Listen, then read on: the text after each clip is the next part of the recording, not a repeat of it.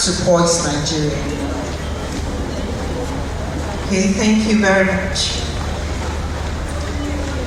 So while we settle the slide,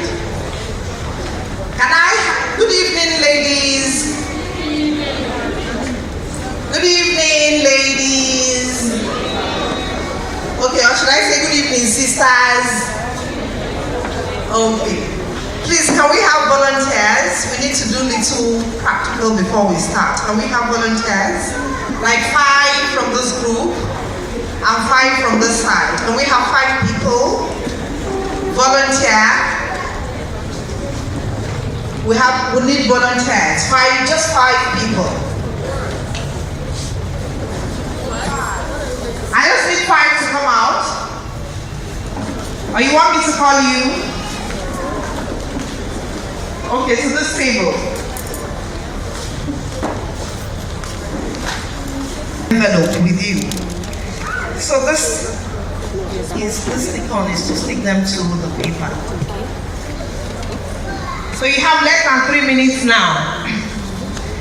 Okay, for the rest of us, they are trying to set the table. You can see that we have a table here for 3-course meal. So they are going to set the table on the board for 4-course meal. So let's see which of this group will set the table appropriately or correctly. And they also have some glassware to set. So let's see if they can match the right glassware to the names provided. They have it, so they will tell us what they have done. You have 2 minutes. 2 minutes.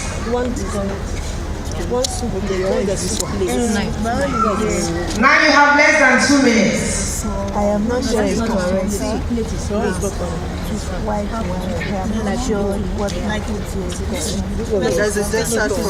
You need to check the envelope very well to be sure you have all your utensils out. But the thing is, you have 1 more minute.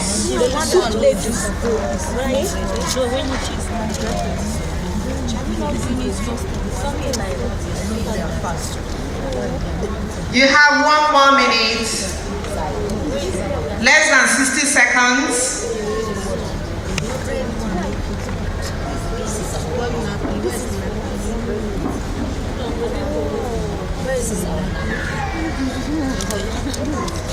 Okay, so get ready to stop.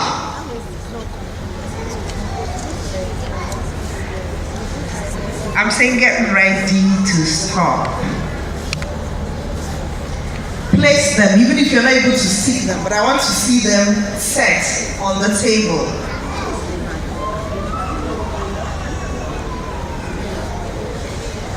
Okay, your time is up. Okay, you were not able to see them. I can still see. Okay, we have glasses. They were supposed to be matching, the glasses they have to the names already provided. I know where the 2 are, so you won't say you missed it. The long one, you placed it here. That's the sherry. Okay, but you see, from what you have done, the only one you got here is just the brandy and the red wine. Other group members, you're busy. I said, stop, please. Your time is up, please. From what they have done, I just want to be fair enough. You have 20 over 100 for this one. So let's see if you have set your top for a 4-course meal. So can I have it? Look, with the board, Yes. Wow. Like I always say, I don't understand this kind of kitchen. Or this, the kind of meal that you have prepared, that you decide to set your table this way. Can we see it? They are supposed to do for a 4-course meal. Okay, so let me ask you, why did you place your glassware on the left? Any reason? The rest of you, you're still working, please stop. Please tell us, we need them to know, why did you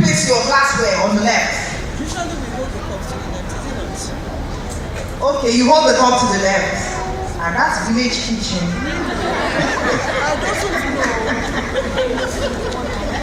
So they have their glass cup on the left, which is very wrong. You see, you got the charger plate, you got where the fork is, you got where the knife is, but the spoon is not there because it's a 4-course meal. And you have 2 spoons on this, so I will give them 60 over 100. So they tried, I will give them 60 over 100. Put your hands together for them. Okay. You know, but I can't see your bread plate. I can't see your bread knife. They all disappeared. Bread plate is on the charger plate. Yes. Wow. Okay, let's hear from the other group.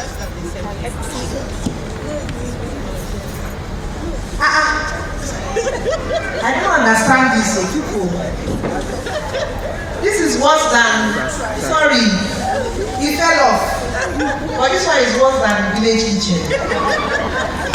They just mix everything together. It doesn't look like, you know, when you decide to arrange your things in a straight line. For example, very far from it.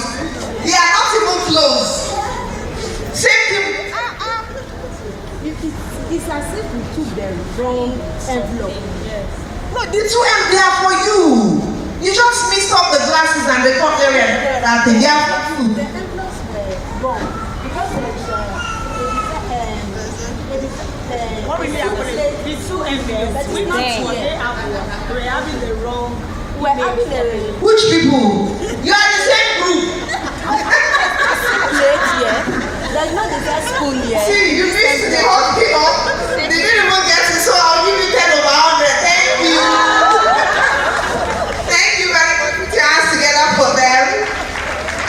Thank you very much. Because what you had was not close to setting the table at all. Thank you so much. Put your hands together for them once again. At least there was an attempt. They tried to make, you know, some of us didn't really want to come out. If we look over here, we can see that this table is set. And it's for a 3-course meal. For a formal dining. Just 3-course meal. And we can have as many as 6 or even 16-course meal. But in this part, we usually do, we're just quick to do 3 or 4-course meal. So sometimes when you hear 6-course meal, you're wondering, how can you eat? You expect to eat in base. Eat properly, right? It's okay, so you can see that this table is set. But let's start. We call it dining etiquette or art of fine dining. And why are we talking about dining etiquette? We already understand what etiquette means, right? But I also have a simple definition. I always say, try it out. You know, someone says etiquette is yawning with your mouth closed. So can we try to yawn with our mouth closed? I need you to yawn with your mouth closed. Was it possible to yawn with your mouth closed? We agree it is possible. So why do we now yawn this? You know, so we do that unconsciously. But we can actually yawn with our mouth closed. You see, it's very possible because we are adding some finesse and decorum to it, right? It's just when people tell you, all this etiquette thing is not part of us. What is all this etiquette that you're talking about and all of that? And I said sometimes, if you don't have those appropriate behaviors to guide us, those rules or codes to guide us, we will all be acting the way we want. So you can imagine you all feel like partying now, and there's no rule that says once you're in public here, try to be, you know, people say it's forming, it's not forming, but it's just consideration for the next person. So if their consideration is not there, and you want to fast, and everybody starts fasting here, can we stay here? You say, anyhow, I feel like doing it, so this one will start. Before you know it, you hear from this corner, and everybody's fasting. But etiquette is appropriate, say code of behavior, you know, code of behavior for conscious action in public or private. Among people, things are said, this is how you know how we like to eat our food in our various homes, right? If you have amala and ewedu, or you have ofora, any of them, or Etiquette, and you say starters, they come in small sizes, or they are also called, you can even be canopy. They come in little bits that you eat for appetizers. And what appetizers meant to do? They're meant to wake up your taste bud. They're meant to get you ready to eat more. So if it is 8-course meal you're expecting to eat, from the appetizer, the starter, you get ready. So you're ready, your system, your body, your taste bud is ready to eat more. And then you move to the main course. That's where you have the larger portion. And for us in this part, the main course is usually either the swallow or the rice, or maybe porridge or any other thing. Now, people say dessert. It's not dessert. It's dessert. And dessert, they're usually a bit sugary. They come in the form of cake, fruits, caramel, ice cream. They're meant to also freshen the bread. They're a bit sugary. I'm talking look forward to, the dessert. That is the last part of the meal. And they can also come in different forms. Now, we're focusing on continental style of eating. We say that is the universal style of eating. That's the one that is generally acceptable. Because you also have American style of eating. But continental is the universal, it is the acceptable, generally acceptable way of eating. So that's what we're looking at. And when you get to the table, what do you do? So at this point, I will need 4 ladies to please volunteer so that they can come and devour the delicious meal we have here. So we need 4 people to please come forward. 4 people, 4 ladies. And you see how you get in, how you sit at the table is very important. You're supposed to sit from your right, get into the chair from your right. So can we do that now? So you get in from your right, your right, your right, your right. You sit from your right. Wait, this is your right. This is your right. So you get in from your right. Yeah. Okay. And when you get to the table, let's assume the ladies have their handbag, purse, or even their phone. We don't want those purse on this table. So you either look for a place to keep them away. If you have a big bag, maybe under the chair, away from other diners, so that they don't trip when they're about to leave the table. So you look for a nice place to keep your bag, but away from where it will stall movement. So we'll say the first thing you do when you get is to sit comfortably at the table. And when you sit, what's the next thing? You look around, napkin awareness. So when you sit, once you sit at the table, the next thing you need to do is to pick up your napkin. So let's see you pick up your napkin. So where do you place your napkin? Okay. Good. Why did you tuck it into your shirt? Okay, you only tuck it sometimes when you eat certain foods. Maybe our okra soup, you tuck it to avoid dripping or certain other foods. But normally you place it on your laps. So now identify the utensils that are yours. You know the ones that are yours? From the glassware to the stemware to the flatware. You know the ones that are yours? Have you identified them? Okay, so we have the tools. All these on the table are the tools you need. So we have the knife. We can see the knife. And then you have the fork. This is the fork. And remember I said this table is set for a 3-course meal. And then you have the spoon. If you have 2 types of spoon on the table, one is the dessert spoon and one is the soup spoon.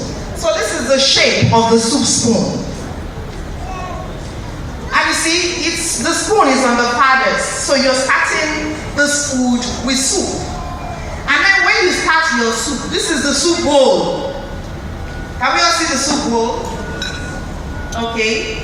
This is your butter knife or your bread knife.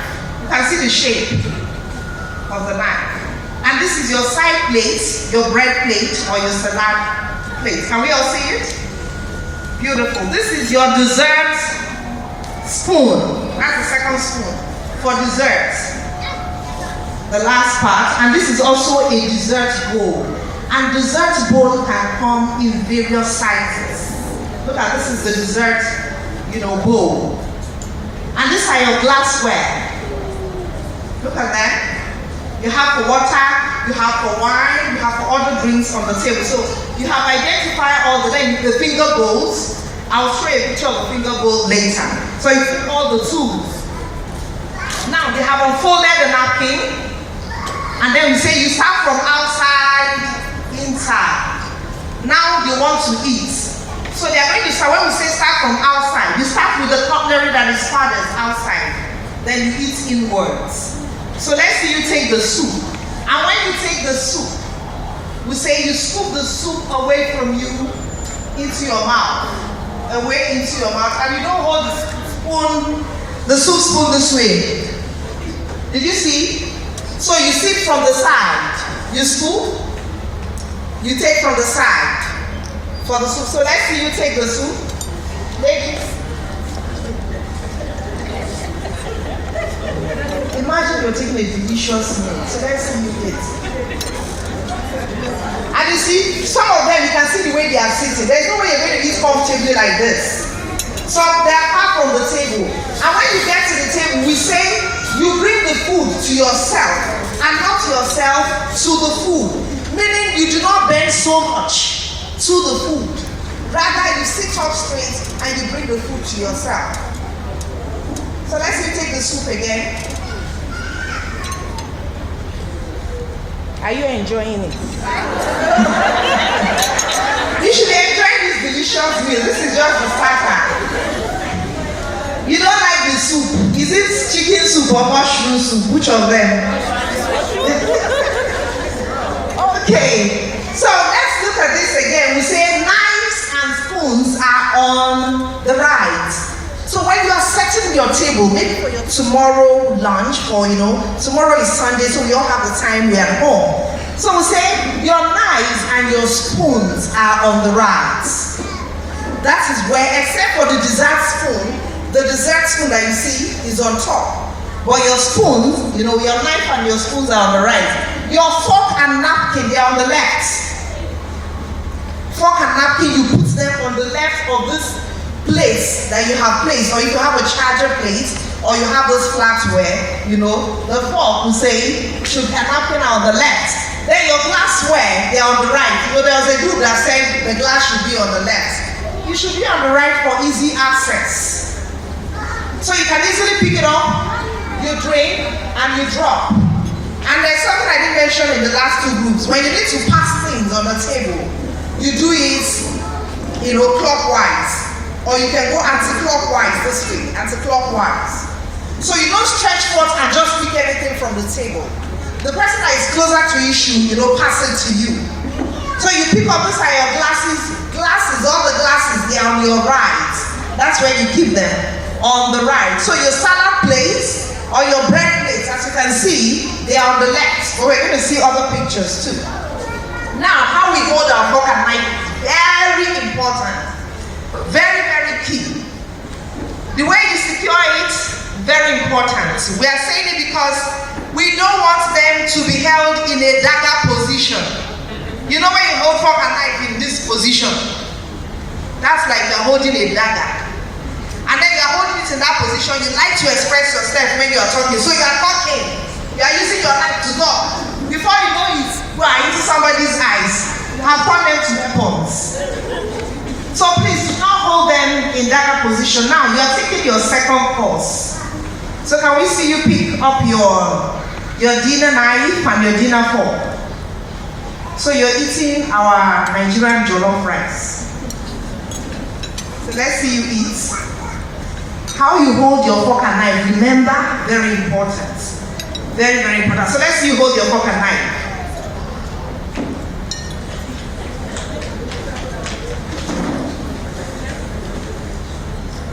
No, you're not holding it well.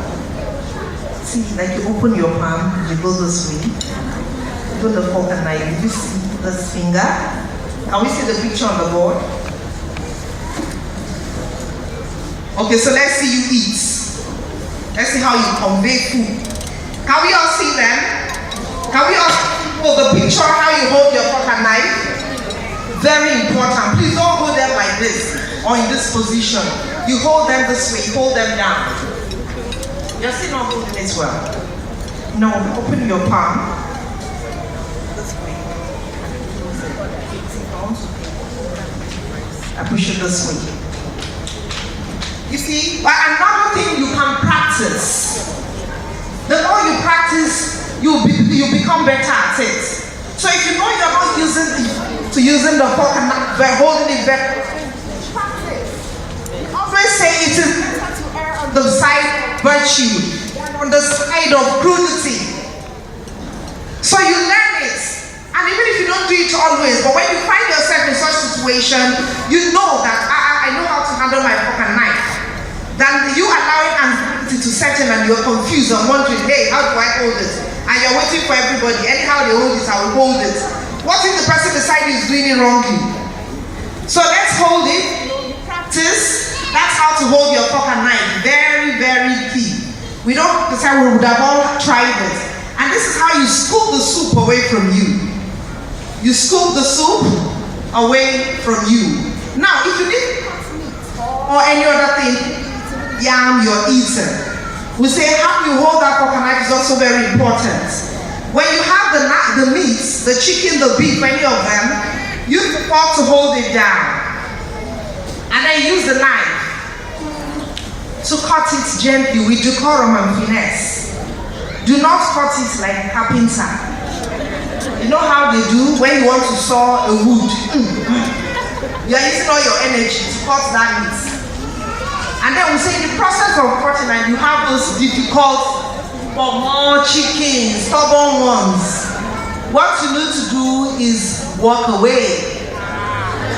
Do not struggle with it. If you do, they will land on you and embarrass you. So please just walk away. Suffer in silence. Even if the power is as big as my hand, suffer in silence. Avoid the embarrassment.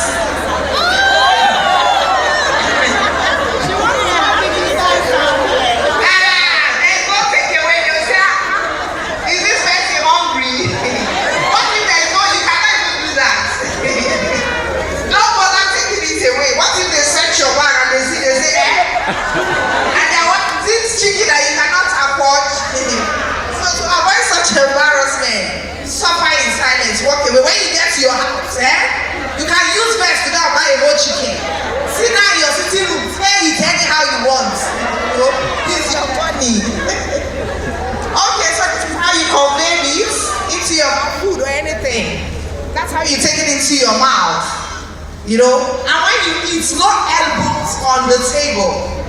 You can do from the wrist up, but no elbows on the table.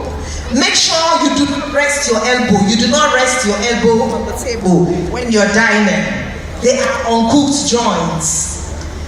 Now, for instance, when you have finished eating, you know, we say you signal the server with your flatware by placing them together in a closed position to show that you are done eating. But what, for instance, let's look at the resting position.